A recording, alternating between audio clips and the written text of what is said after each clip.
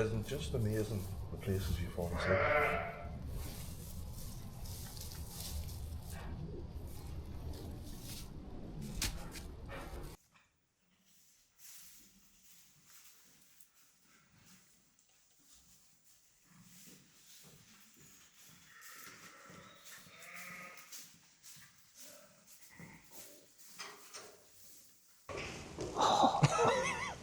Now, that just goes to show you just how big these are, because like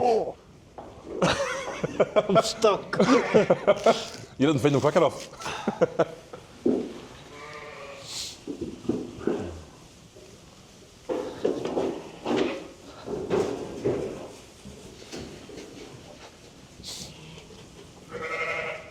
I'm up at Drumcroon Farm today, and we've got Mark on here, and we've also got Amy. Amy's in actually feeding one of the lambs at the minute.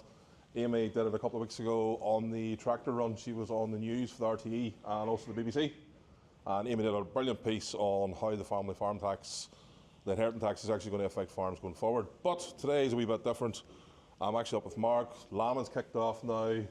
But it hasn't exactly been simple for you, Mark, because of one very key vaccination that you're needing. Yeah.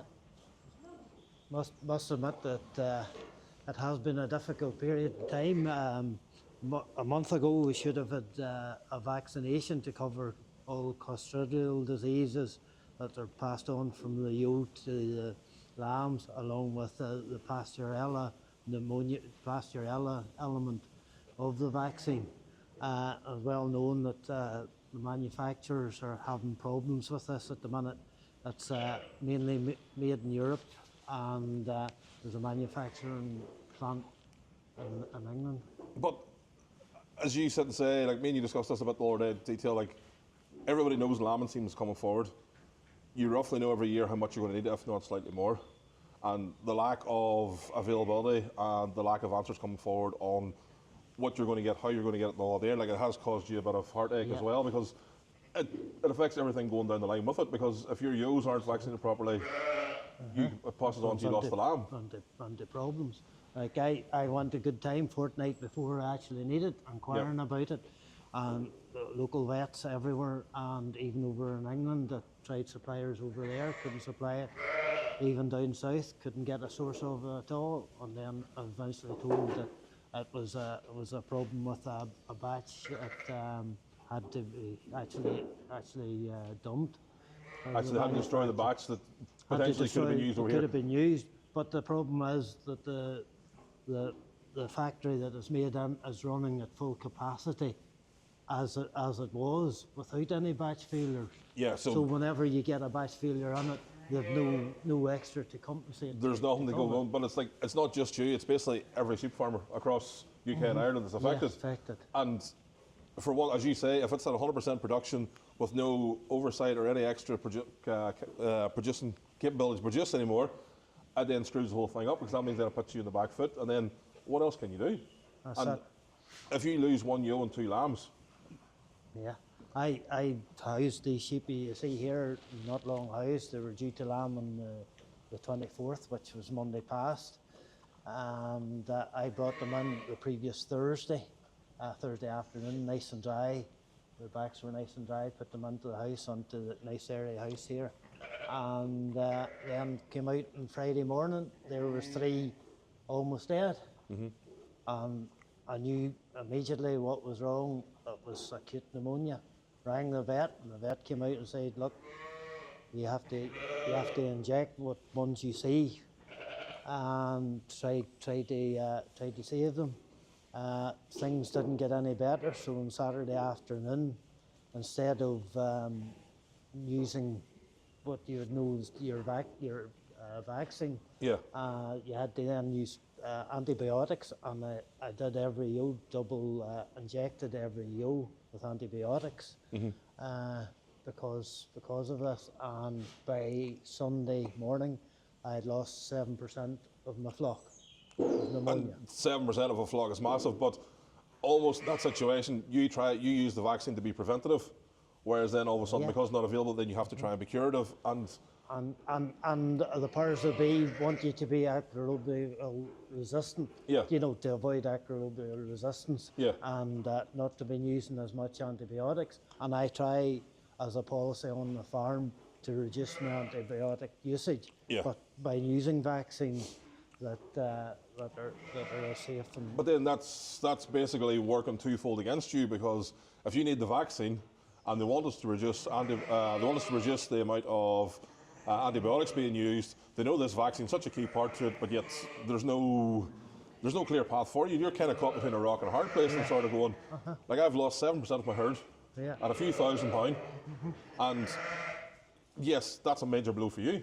Like, it almost gets to the stage where they don't want you to farm, Mark. yeah, and it affects you financially, and Yeah. not only financially, but mentally. On Saturday afternoon, I came into a shed and I looked at the ewes, and I said, right, that needs injected.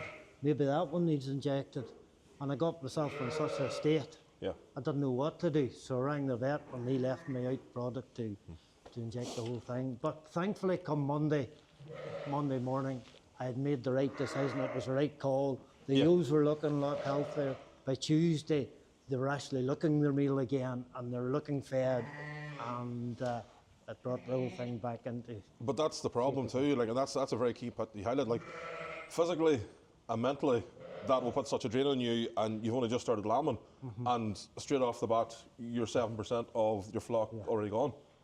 I'd lost all my good ewes carrying twins. They're all carrying twins, Yeah. which were lost, which is frustrating. But as you see there, anything that I'd marked with green on their heads, I managed to save. I got them in time with the injection, and managed to save them. They were showing acute symptoms, but was fit to bring them around again. So. But like, the biggest problem that anybody should have with this here is the fact that it's a product that every farmer uses. The fact that it's sitting at 100%, there's no oversight, there's no protection there if a bad batch goes on and all that there, and it puts you back to square one, and it's you that has to suffer, Mark. Yeah, and there was no warning. There was no warning. It's not to say they could sort of give a heads up. The department didn't Yep. put anything in the newspaper to say there could be a shortage there, or there was nothing publicised Yeah. that to give you a heads up or anything. It just happened, and it seems to be not just that, pesticides as well is another thing that are getting shorter and shorter supply, Yeah. and it's just making things a lot more difficult. But you try to do things right. You try to do the best things by the animal's health. And as you know, there's no warning, there's no nothing. You're having to then put antibiotics into an animal. That obviously drops her resistance to everything else on top of that there too. You're stressed out. It stresses out the sheep. Like, if your animals get stressed out too far, she's going to pitch the lambs. And what the chance of a pitched lamb surviving is very small. Yeah. And it puts you in the back foot again. Fortunately enough, I was able to get to cover clostridial diseases like blackleg and scar and things like that. Yeah. So it was, but unfortunately, I hadn't the pastorella element of the vaccine available. So. But then one thing I would say is there's a full pen up there, and there's a wee clip while firing here now. You have a full pen of quadruples. The pen behind us is all Of triples, you mean? of triples. Sorry. Yeah. Full pen of triples. Behind us is a full pen of Singles. singles, and then they're all doubles. Yeah, twins and there. So my scanning, I scanned in middle of December with a scan of 213%, and in that there was 2 scan befores, and actually you'll see maybe a clip of them. There's a ewe there I have. She's got 3 lambs that lambed before. Another one is adopted onto a ewe that lost both her lambs. But that is a very harsh reality of sheep, though. Sheep are they're almost like very difficult to work with nowadays.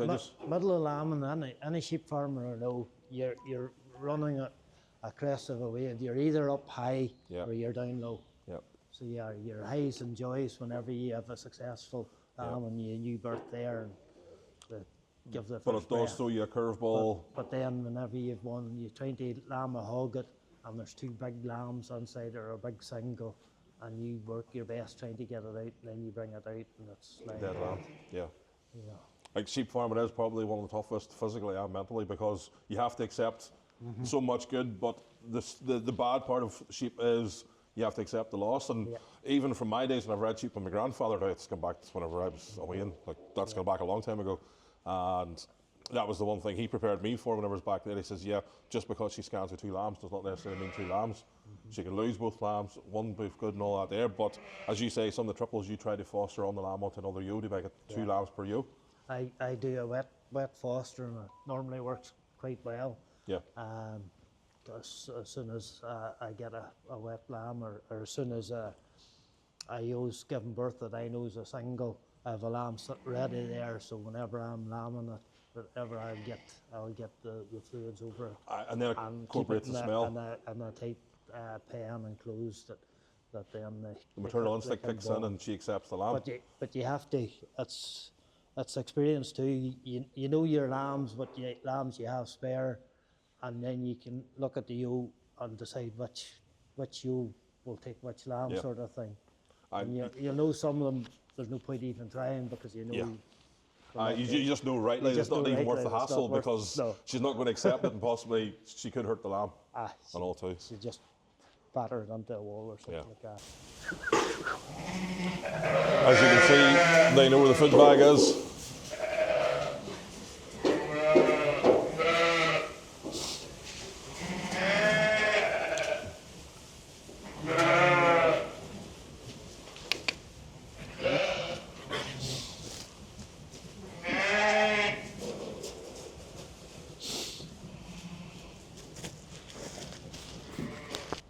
So Mark, we were briefly chatting earlier about the breed of your sheep, and there is a bit of a mixture in a way, or a bit of a bloodline mixture to produce the ewe that you have.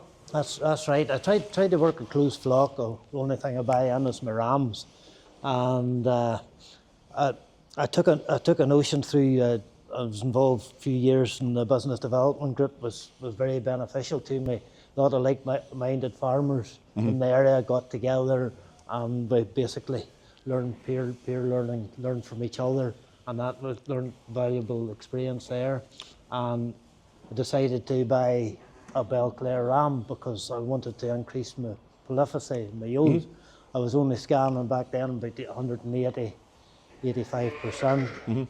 So I was with my Texel flock, and I wanted to increase it. As you know, I'm up to 213% this year scan. But I went for the Belclare, and I took a notion. Look, as soon as I came back from that meeting, my daughter was with me at the time, Amy, and she was all excited, and she looked where we're going to find a Belclare ram. So she did the research, and lo and behold, we found ones available in Kilkeel. In Kilkeel? County Down. Yeah. Okay. So it's closer to home than you realised. Yeah. Of course, Amy does her research brilliantly. Like she'll find some, but it always has to be the furthest end of the country. Yeah. Well, Kilkeel is not the worst. I was expecting you to sit and say you had to go somewhere possibly across the water or even further to Europe. No. I like sheep, but not that much. Yeah. So anyway, we headed down up her and her sister Rachel. And the jeep up to Kilkeel one Saturday. I didn't want to waste any extra money and fuel by towing a cattle trailer with me. Yeah. So I said, right, I'll put a blanket on the back of the jeep, and that he'll go in the back of the jeep. He'll go in the back of the jeep. So we got up there, got a Belclare ram. Of course, the girls, they spied a ewe lamb, and they wanted it as well. Yeah, so as you do, so obviously, yeah. So I was caught between a rock and a hard place. Okay. And that came as well on the back of it. And got home, and the back of the jeep was an absolute mess by the time we got back. Yeah. But he worked well for 6 years. You had him 6 years, and you let him go through your bloodline, and you picked out the stock you wanted to pull through. And I kept through years. I wanted to keep breed from him. And that, and mixed them, put them back with the Texel ewes, and at that stage I was running with some Rouge. Rouge is a French breed? No, Rouge. It's a Charlie. Oh, Charlie. No, at that time I had Charlie and Rouge, I had the Rouge as well. and that's what I ended up with. So now I have just the Texel and Charlie Rams. Texel Charlie Rams, and then every couple of years, and obviously keep your genetics right and your breeding rights, you'll change the Rams So out. I might eventually, after a couple more years, might go back and buy another Belclare Ram. And then bring That's that. if I'm still in sheep there. Yeah, but that's the whole debate I think most people have every year with sheep is it's a love-hate relationship. Yeah. Like a major love-hate. Like, but it's not just sheep you have here in the farm too, Mark, because obviously we've seen your cattle. Yeah. We see a lot of the agri side, or the arable side, sorry. side. So, we are quite a mixed farm here. Yeah, yeah. And you kind of need all the elements to work together to make it a sustainable thing, because one has to work off the other. Like what you're feeding the sheep today is your own grain, Yeah, your own straw. the feed the ration I'm giving the ewes here is a 26% protein blend that I'm purchasing and mixing it 50-50 with my own popcorn barley, which is which gives you a lovely palatable ration. There you go.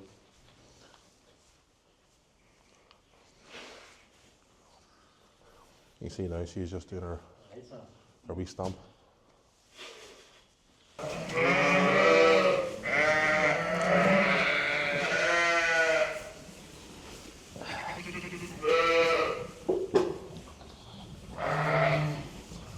So it's now dinner time.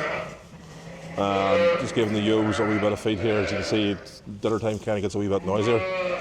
Mark's just feeding the troughs around the house.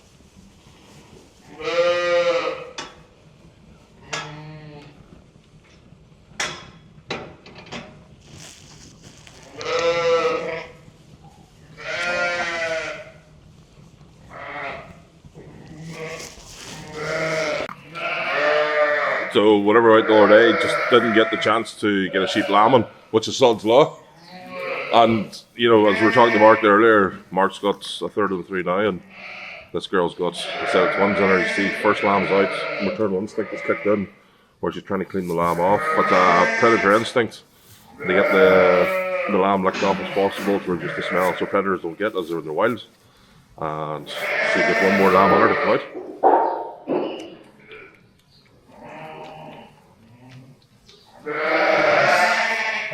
This ewe here, she needs a wee bit of assistance. The second lamb, you look at the size of this first one, it's very big. I had to help her with that. Big head trying to come out through small holes at the rear here. She's not a hogget, is she, Mark? No, she's not a hog at this one now, but she's fairly tight now. I don't normally assist them only if they need assistance. Yeah. You better to be sure to be coming backwards or something, so just check here now. Yeah, because I suppose you do the other side, you can actually hurt the sheep. This is coming perfectly. Again, another big lamb on her. Yeah. Quite straightforward actually. She's pressing along with me, let her run with me. Yeah. Rather than against me. But that's a skill you learn over time. Yeah. Not again. Hang on, I'll switch to the other side.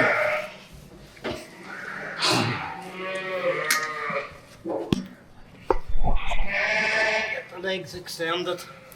Yes. That's it. Head'll pop out.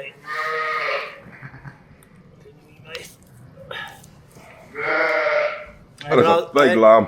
I'd rather clean it before it comes out because whenever you go to lift it, Yeah. it's actually quite heavy. Like I still remember doing that with calves, and the first thing you do when they come out, they just don't get that wee bite out of them. It's upside down, legs up, drain all the fluid out of the lungs. That's it. About 100%. Like, Mark, that's two big lambs. There you are, the nice lambs.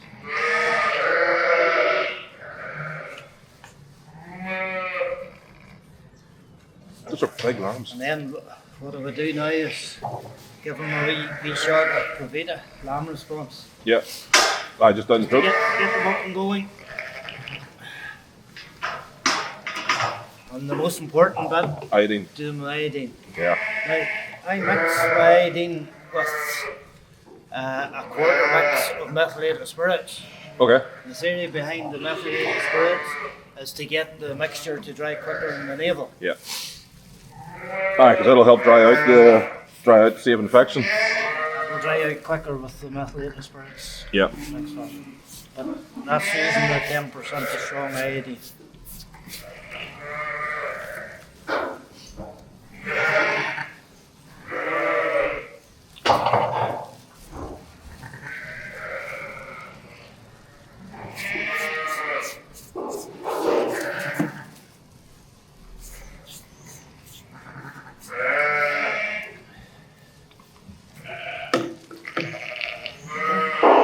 Unhappy mother.